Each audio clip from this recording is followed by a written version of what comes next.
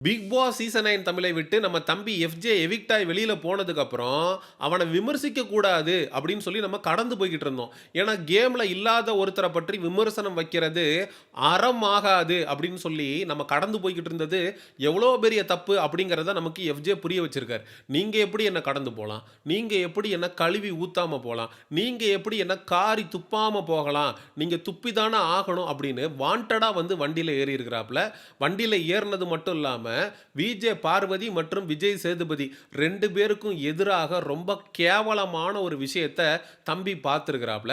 தம்பியுடைய ரசிகர் ஒருவர், அதாவது எஃப்ஜே உடைய ரசிகர்கள் எப்படிப்பட்டவங்க அப்படிங்கிறத நான் சொல்லி உங்களுக்கு தெரிய வேண்டியதில்ல. சரியான மனநிலையில இருக்கக்கூடிய எவனும் எஃப்ஜே அப்படிங்கிற நபர ரசிக்கக்கூடிய ஒருத்தனாக இருக்க மாட்டான். எங்கேயோ நட்டுக்கலண்ட பையன் ஒரு போஸ்ட் ஒண்ண போட்டிருக்கான். அந்த போஸ்ட்ட தன்னுடைய இன்ஸ்டாகிராம் ஸ்டோரியில எஃப்ஜே ஷேர் பண்ணி புளகாகிதம் அடைஞ்சிருக்கிறாரு. அப்படி புளகாகிதம் அடையிற அளவுக்கு அந்த போஸ்ட்ல என்ன இருந்துச்சு அப்படின்னா, "thank you for all the good memories of பீடை roast and that attitude towards biased host Sethu மாமா." அதாவது பீடை பார்வதிக்கு எதிரான உன்னுடைய ரோஸ்ட்டுகளும், பயாஸ்ட் ஹோஸ்டாக இருக்கக்கூடிய மாமா விஜய் சேதுபதிக்கு எதிரான உன்னுடைய ஆட்டிடியூடையும் பார்த்து நான் வியக்கின்றேன் அப்படின்னு எவனோ ஒரு நட்டுக்கலண்டவன் போட்ட போஸ்ட்டை தன்னுடைய இன்ஸ்டாகிராம் ஸ்டோரியில ஷேர் பண்ணியிருக்கிறான் நம்மளுடைய தம்பி எஃப்ஜே. எஃப்ஜே ஒரு கேமில் நீ உள்ளுக்குள்ளே இருக்கும்போது விளையாடும்போது ஒருத்தர் மேலே வெறுப்பு இருக்கிறது, ஹேட் இருக்கிறது, வன்மம் இருக்கிறதுன்றது வேற. ஆனால் அந்த பிக் பாஸ் வீட்டை விட்டு எவிக்ட் ஆகி வெளியில் வந்ததுக்கப்புறம் அதெல்லாம் தூக்கி தூர போட்டு அவங்களுடைய கேமை ரெஸ்பெக்ட் பண்ணுறது தான் ஒரு உண்மையான மனுஷனுக்கு அழகு. விஜே பார்வதி இந்த எஃப்ஜே எவிக்ட் ஆகி வெளியில் போகும்போது உண்மையிலே அழுதாங்க. எதுக்காக அப்படின்னா, நம்மளை எதிர்த்து டே ஒன்லேருந்து ஒருத்தன் சண்டை போட்டுட்டு இருந்தானே, அவன் 75வது நாளே எவிக்ட் ஆகி பிக் பாஸ் வீட்டை விட்டு வெளியில் போகிறானே, இதுக்கப்புறம் இந்த பிக் பாஸ் வீட்டுக்குள்ளே நம்மளை எதிர்த்து யார் கேள்வி கேட்பா, நம்ம யாருக்கிட்ட சண்டை போடுவோம் அப்படின்ற அந்த ஒரு எண்ணத்தின் அடிப்படையில் தான் விஜே பார்வதி எஃப்ஜே எவிக்ட் ஆகிறப்ப நின்று அழுதுகிட்டு இருந்தா. அந்த கேர்டசி கொஞ்சம் கூட இல்லாமல் விஜே பார்வதியை பீடை அப்படின்னு ஒருத்தன் சொல்கிறான், அதை எடுத்து ஒருத்தன் இன்ஸ்டாகிராமில் ஸ்டோரியாக வைக்கிறான் அப்படின்னா என்ன மாதிரியான மனநல கொண்டவனா இருப்பான்னு பாருங்க. அதாவது 2 தரப்பு ரசிகர்களுக்கு மத்தியில மோதல் போக்கு இருக்கு. அவங்க பீடைன்னு திட்டிக்கிறது, இவங்க மாத்தி அவங்கள அசிங்கமா திட்டிக்கிறது அது வேற. ஃபேன் ஃபைட்டுக்குள்ள நடக்கக்கூடிய விஷயங்கள்ல ஒருத்தர் பீடைன்னு பேசுறது வேற. ஆனா ஒரு கண்டஸ்டன்ட், ஒரு ஃபீமேல் கண்டஸ்டன்ட்டை ஒருத்தன் பீடைன்னு சொல்லி திட்டுறத ஸ்டோரியா வைக்கிறது உண்மையிலேயே கேவலமான செயல். பார்வதியை மட்டும்தான் இவன் பீடை அப்படின்னு சொன்ன பதிவை இவன் ஸ்டோரியாக வச்சிருக்கானான்னு கேட்டால் இல்லை.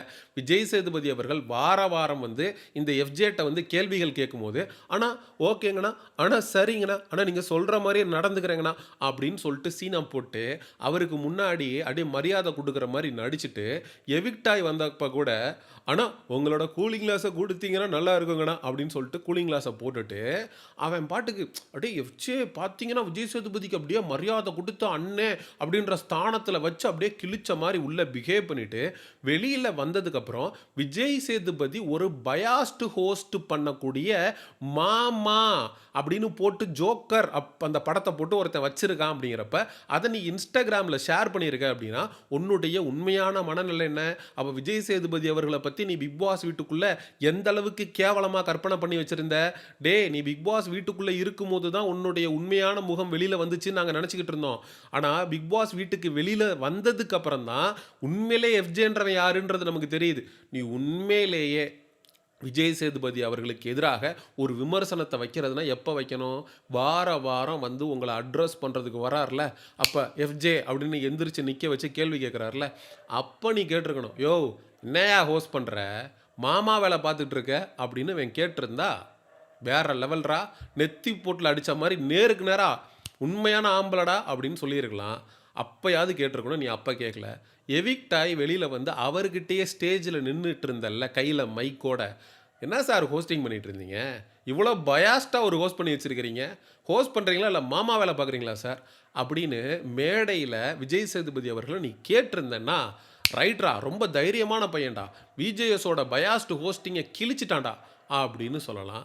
ஆனால் நீ அவர் கண்ணாடியே வாங்கி போட்டுட்டு துப்புச்சுக்கு துப்புச்சுக்கு துப்புச்சுக்கு துப்புச்சுக்கு அப்படின்னு சொல்லி பெர்ஃபார்ம் பண்ணிட்டு ஸ்டேஜை விட்டு இறங்கி போயிட்டு ஒன்று ஸ்டேஜை விட்டு இறங்கி போகிறப்பயாவது அவர் முன்னாடி நின்று பேசுறதுக்கு உனக்கு தைரியம் இல்லை, நீ ஒரு தொடர்நடிகின்றது தெரியும், அந்த மைக்கை கொடுத்துட்டு கண்ணாடியை போட்டுட்டு இறங்கி போகிறப்ப மாமா சேது மாமா சேது மாமா சேது அப்படின்னு சொல்லிட்டு ஓடியாவது போயிருக்கணும். அதையும் பண்ணாமல் வெளியில் வந்து நீ டைரெக்டாக ஒரு கருத்தை தெரிவிக்காம எவனோ ஒருத்தன் போட்ட போஸ்ட்டில் பார்வதியை பீடனும் விஜேஎஸ் மாமா ஹோஸ்ட்னு சொல்கிறத நீ எடுத்து உன்னுடைய இன்ஸ்டாகிராமில் ஷேர் பண்ணியிருக்க அப்படின்னா எந்த அளவுக்கு கேவலமான மனநிலை கொண்டவனையே. தம்பி சொல்கிறான், கமருதீன் கிட்டலாம் நான் பார்வதி விஷயத்தில் படித்து சொன்னேன், டே மாமா பிக் பாஸ் வீட்டை விட்டு வெளியில் போகிறப்ப இவ உன்னை கிளட்டி விட்டுட்டு போயிடுவாடா, ஏமாந்துராதரா அப்படின்னு நான் அவனுக்கு அட்வைஸ் பண்ணியிருக்கேன். யார் யார் என்னென்னத்தை அட்வைஸ் பண்ணுறதுன்னு ஒரு நாட்டில் விவஸ்தை இல்லாமல் போயிடுச்சு. டேய் நீ எல்லாம் அடுத்தவனுக்கு புத்தி சொல்லலாமா? அது ஒரு ரிலேஷன்ஷிப் விஷயத்தில் நீ பிக் பாஸ் வீட்டுக்குள்ளே 2 பேருடைய கேமும் லைஃப்பும் ஸ்பாயில் ஆனதுக்கு முக்கிய காரணமாக அமைந்த நபர் யார்? இந்த எஃப்ஜே. எவிக்டாய் வர்றதுக்கு முன்னாடி பார்வதியா கையெடுத்து கும்பிட்டு கமருதீன் உன் வாழ்க்கையே என்னால் கெட்டு போச்சு, என்னால் நீ ரொம்ப ஹர்ட் ஆகிட்ட, என்ன மன்னிச்சிரு அப்படின்னு கதறி அழுதா.